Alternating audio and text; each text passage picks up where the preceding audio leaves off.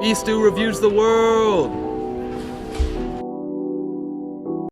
Hello friends, welcome to Monday Bstew News. I know it's been a minute. Just been going through some stuff in life. You see that I have like a soft cast on right now. I had surgery on my hand, so that's played into it, and just other personal things that I just haven't been able to make any videos recently. So I'm excited to get back into it. I don't remember if I had this chair last time, but got a new chair if I didn't. But yeah, there's a couple things I want to talk about. If I haven't said it already, thank you. I think it was in my last video but the energy drink company, thank you, for everything that you've done for this, and I love your energy drinks. Use code Bstew10 at theenergydrinkcompany.com. I'll put it in the description, and yeah. Big sponsor coming soon, though. Excited to see where that goes. Big company, you wouldn't guess who it was. So we'll see it in the future. All right, let's get into it. Something that I need to talk about: the Switch 2 situation. I mean, what's going on? I mean, you can't do any modifications to it without getting it shut down or bricked. Which bricked meaning like they shut it down where you can't use it. That's including like fixing it yourself. So if anything goes wrong and you slightly mess up on the fix, they can shut it off. Excuse me. For no reason. You bought it though, so you should be able to do whatever you want. That's what I'm thinking. But no, Nintendo has to put excuse me again, I'm sorry. Have to put the monopoly on it. And they're like the big brother. That's what everybody on TikTok and everywhere I've seen is saying. They're like the big brother of the gaming industry. Like, what are we doing, Nintendo? And you don't even own the games that you buy, the physical copies. So, yeah, that's a little odd. I'm just kind of weirded out by it because I love the Nintendo Switch. I've been playing, actually. I have something I have on here for what I was going to talk about is Zelda. I've just played not the new, but I am playing the new Zelda. But I played Breath of the Wild all the way through. I love the original Switch. I have the Switch Lite. I bought it, and I love it. I mean, I would suggest it to anybody to go play Breath of the Wild if you haven't. But with the new Switch 2, I just go get either the Steam Deck or whatever the ROG deck is. I don't know what that is. And just emulate the stuff. I know it's technically illegal. I'm not supporting that. But, I mean, realistically, there's ways to get around it. I don't know. I don't have a Steam Deck or a ROG or whatever it's called. So, I have a Switch. So, don't come at me, Nintendo. I didn't do nothing, and I don't support it. Sorry. Yeah, so I just don't understand why Nintendo's being so hard on the people who are going to buy their products. And it's sold out. The Nintendo Switch 2 pre-orders sold out within like 24 hours, which is crazy. I didn't think anybody would buy it. But it is Nintendo, and you're going to get the new Mario and the new Donkey Kong. Or Mario. I don't think it's actually a Mario game. I think it's a Mario Kart game. It's an open world Mario Kart game. So, I mean, that could be cool, but $450, don't really own it. You only own the license. And just sticking to the old Switch or even getting a Steam Deck, I think it's a no-brainer. So if Nintendo, I don't know what the sales are going to look like post now because they sold out quick. So realistically, Nintendo's going to get their bag. Even with them being like that and not owning the physical copy is crazy. Like, you get the license to go into the servers and they can take it away at any point. Crazy. I just don't understand it. Don't understand the situation and the thought process behind it, because I think you would want to make your customers happy. But realistically, they're doing the opposite. I know a lot of customers aren't really going to care because they're not going to do anything to their Switch 2, but some people do, and I think that should be okay because they're buying that for $450 or $500, however much it is. So, yeah. This leads right into what I was going to talk about. I haven't been here for a minute, so sorry. I I just want to talk about how I was playing Zelda. I know this is kind of off topic and it's promoting Nintendo now, but I had a lot of fun with it. I really enjoyed Breath of the Wild. I didn't play it 100%. I think I got 100 shrines and then finished the game and a lot of Koroks, I don't know. But I loved it. It was a great game and I really liked the open world aspect. And I'm started Tears of the Kingdom. I just got it. But Tears of the Kingdom is so laggy on the Switch Lite. And it's just hard for me to play. And with this, I haven't been really able to get my hand around the Switch Lite. So it's been a little rough because I got that hard thing in there. Been rough. Pause. Yeah. So, but the Zelda games, I didn't know. I had nothing to do with the Zelda games before this. And then I get into it, and I'm like, oh, I love Breath of the Wild. Let's get something to play the old games. And I started playing the old games, and I'm like, I'm in love with the Zelda series now. It's great. So, yeah, that's kind of what I want to talk. Whoa. Words are escaping me. I haven't talked in forever. But, yeah, you know what I'm saying.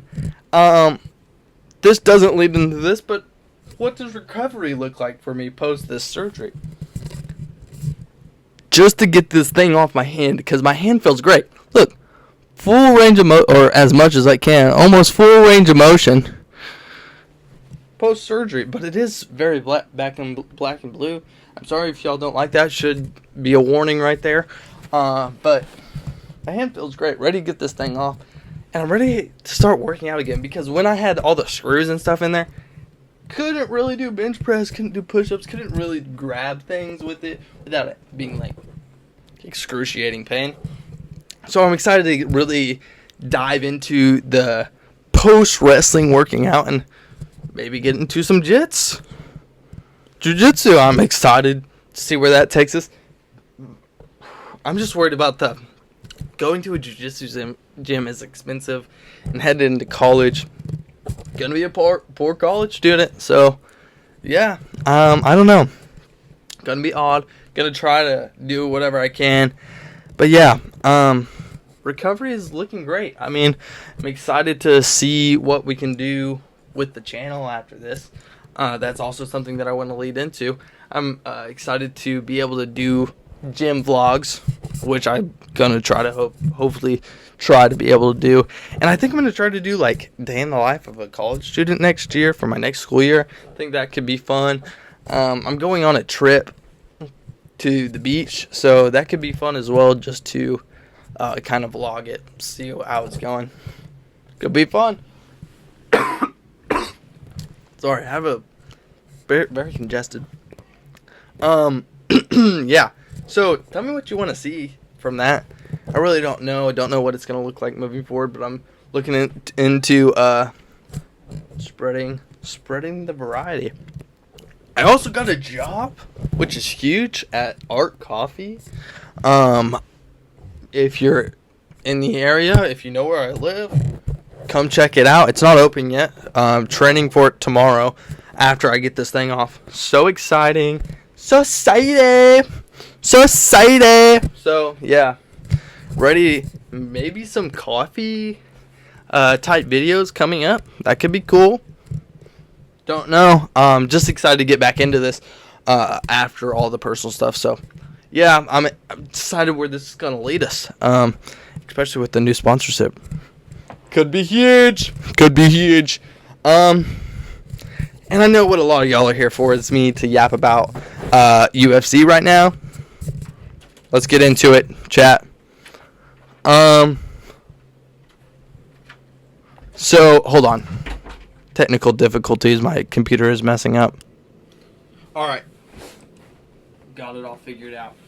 So, starting with the good one. I think this is low-key going to be a banger card. People were hating on it just because it's Sean O'Malley and Marab. Kind of was a boring fight last time. So, it starts off with Vicente Luque versus Kevin Holland. This could be a huge fight for Kevin, not gonna lie. If he I heard, shout out Cage Side Combos, he actually gave me this thought process, and I was like, dude, that's huge. I mean, that's good thought process behind it. He said if Kevin wins here, I mean, he does have a lot of good, like, prestigious wins, but he also has some, he's either on or he's off. Just yeah. So I think Kevin Holland has a good shot here to make a little run after this if he wins. You never know with Kevin. He might yap his way to victory pretty much. So, and Vicente Luque is tough. I mean, he's a tough opponent. Not just going to go sit here and be like, oh, Kevin Holland all day. But I think Kevin Holland's got a good shot of winning this one. So I'm taking Kevin Holland by Yap Sesh. So yeah. Okay, and I think I like this match more than, might I say, the main event. Patchy Mix. Low-key might be the best bantamweight in the world right now against Mario Batista. Patchy Mix was a Bellator champ, I'm pretty sure it was Bellator. Bellator world champ, and is only lost one fight out of 21 professional fights. Holy cow, how has he not been in the UFC a long time ago? But great pickup from the UFC. It's his debut in the UFC. I don't know how old Patchy Mix is. I should probably look that up. And Mario Bautista, solid. Only 2 losses. But I do think Patchy Mix puts it on him. Patchy Mix gets the win. Maybe finishes him. I don't know. Good fight. Patchy Mix wins it. Maybe gets a title shot at some point in the future. But yeah, next fight, Kevin Gastelum versus Joe Pyfer. Give me Joe Pyfer by big ol' right hand over the top. Actually, I don't know. Kevin Gastelum, title contender at one point, but he's over his prime. Really didn't have a huge prime, but he's over his prime. Joe Pyfer coming up, huge. He lost his last fight. I can't remember if he got knocked out or not. Don't quote me on it. But Joe Pyfer lost his last fight coming off a loss, so I bet you he worked super hard after it. And he has crazy, I tell you, crazy punching power. So I'll take Joe Pyfer. I'm taking Joe Pyfer. Even though he's the young guy, I think I have him over Kevin Gastelum 6 out of 10 times. So don't quote me on that. Juliana Pena. I don't know if I said her name right. And Kayla Harrison. Give me Kayla Harrison by finishing the 3rd round. Yeah, she's huge. She's bigger than me. Not like fat-wise. She's huge, and I feel like she would kill me if I was in the same room of her. She kind of scares me a little bit. Give me Kayla Harrison by finish. I don't know if she knocks her out, but I think she can submit her. Yeah, I think it's not a very close fight at all. I think Kayla Harrison gets it done quick. So, heading into the main event, we have Merab Dvalishvili and Sean O'Malley. I don't know if y'all know this. I really like Sean. I really do. He has to finish him quick. I'm sorry. He does. That's the only way he wins. That's the only way he can beat Merab.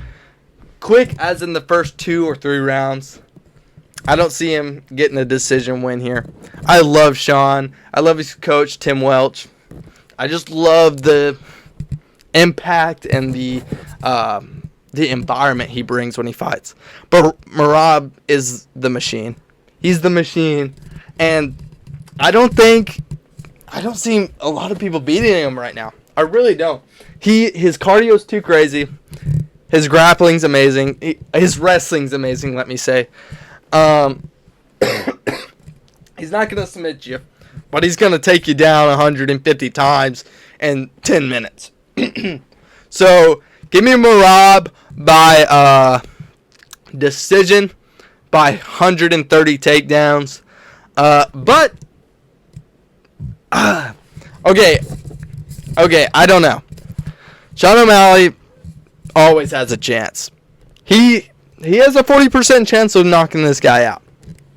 I think it was Merab's first 2 fights he lost. I mean, he's a different fighter.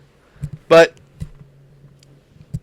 Sean knocked out his Merab's training partner in Aljamain Sterling with just because Aljamain made one mistake. Sorry for the stuttering.